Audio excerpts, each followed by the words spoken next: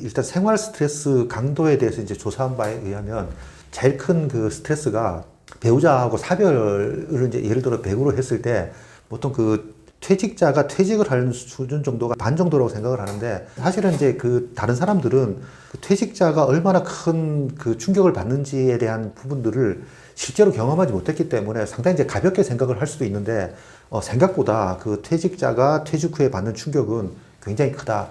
특히나 내가 지금 예를 들어서 한 2, 3년 정도 준비를 하고 난 다음에 내가 지금 3년 후에는 퇴직을 지금 할 거니까 나 지금부터 준비를 해야 돼. 이렇게 퇴직을 하고 나면 뭐 그 충격이 굉장히 지금 완화가 되겠지만, 예를 들어 이제 뭐 대기업 같은 경우에 구조조정이라든가 의도하지 않은 그 순간에 퇴직하는 경우가 있지 않습니까? 이제 그런 경우에는 상당히 지금 배우자하고 이제 어떤 그 사별 이상의 충격이 있을 수가 있기 때문에, 주변 분들은 정말 지금 그런 상황에서는 퇴직자가 엄청난 지금 충격을 받는다. 정말 그 스트레스 상황에서 벗어나지 못한다. 이런 걸 좀 사정을 이해하시면 훨씬 더 퇴직자를 위로하는데, 아니면 그분들이 빨리 지금 그 어려움에서 벗어나는데 아마 큰 도움이 될 거라고 생각을 합니다. 우리가 이제 보통 그 사람의 본능은 자기 에너지를 가급적 안 쓰려고 지금 하는 본능이 있습니다. 근데 우리가 이제 퇴직이라고 지금 하는 그 현실은 누구나 다 직면하고 싶지 않은, 그러니까 내가 퇴직을 지금 실제로 이제 받아들이기 위해서는 굉장히 많은 노력을 해야 되고 큰 변화를 겪어야 되기 때문에 큰 에너지를 소모를 해야 되고 시간을 보내야 되기 때문에 많은 사람들이 이 회피를 지금 이제 하게 되는 겁니다. 보통 제가 이제 경험한 그 제 친구들 아니면 제 주변 사람들은 부인의 어떤 그 가사노동 참여 요청에 대해서 4가지 정도 반응을 보이더라고요. 좀 도와주면 안 돼, 이렇게 얘기를 하면 첫 번째 반응이 대화 주제 바꾸기입니다. 당신 어제 같이 봤던 그 드라마 정말 재밌더라. 이렇게 지금 말하면서 이제 대화를 다른 주제로 돌리는데, 이런 그 남편의 반응은 가사 노동을 함께 하자고 하는 그 불만을 근본적으로 해소하지 못하게 되면서 그 갈등의 골만 이제 깊어지게 될 수가 있습니다. 그 다음 이제 두 번째가 무관심한 태도입니다.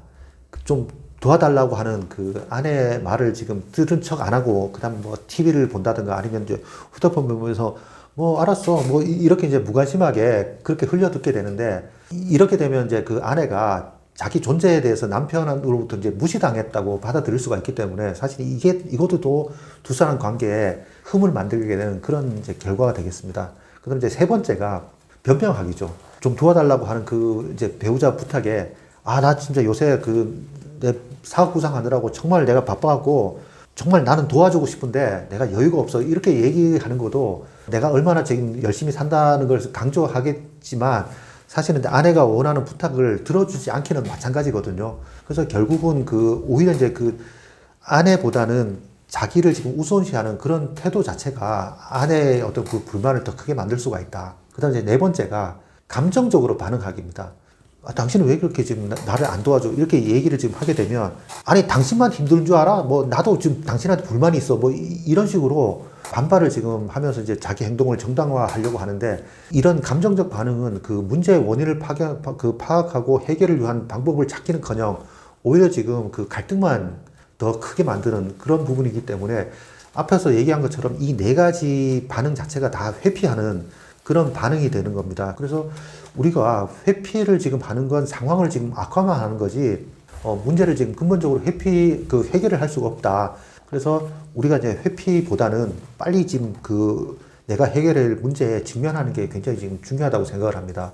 그래서 우리가 이제 직장인들 같은 경우에 퇴직 시점이 분명히 지금 정해져 있습니다.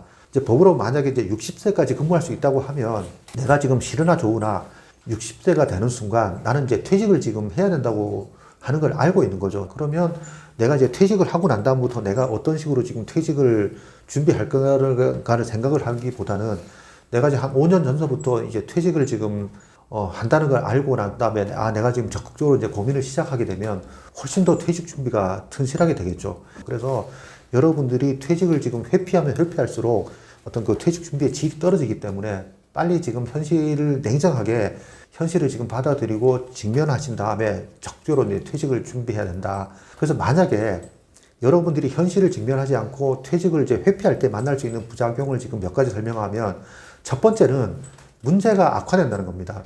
앞에서 설명한 사례처럼 부인의 불만을 남편이 회피한다고 가사 노동 자체가 이제 없어지지 않는다는 거죠. 그래서 오히려 이제 불만을만 더 커지기 때문에 여러분들이 적극적으로 부인의 요청을 들어드리는 게 훨씬 더 가족의 화목을 지금 돈독해 하고, 그 다음 이제 여러분들이 해야 될 일을 줄일 수 있는 방법이 되는 겁니다. 마찬가지로 이제 직장인들이 퇴직을 회피한다고 퇴직이 늦춰지지 않습니다.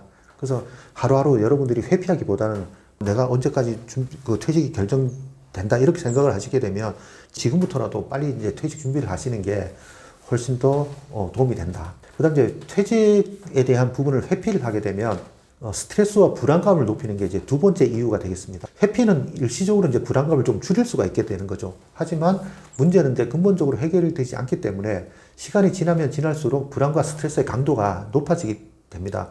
그래서 우리가 이제 스트레스 강도가 높아질수록 이성적인 판단보다는 감정적으로 이제 대처할 가능성이 크기 때문에 가족 관계가 나빠질 수 있고, 그 다음 이제 나쁜 사람의 꼬임, 그러니까 쉽게 얘기하면 사기꾼들의 꼬임에 빠져갖고 재산을 탕진할 수가 있게 됩니다.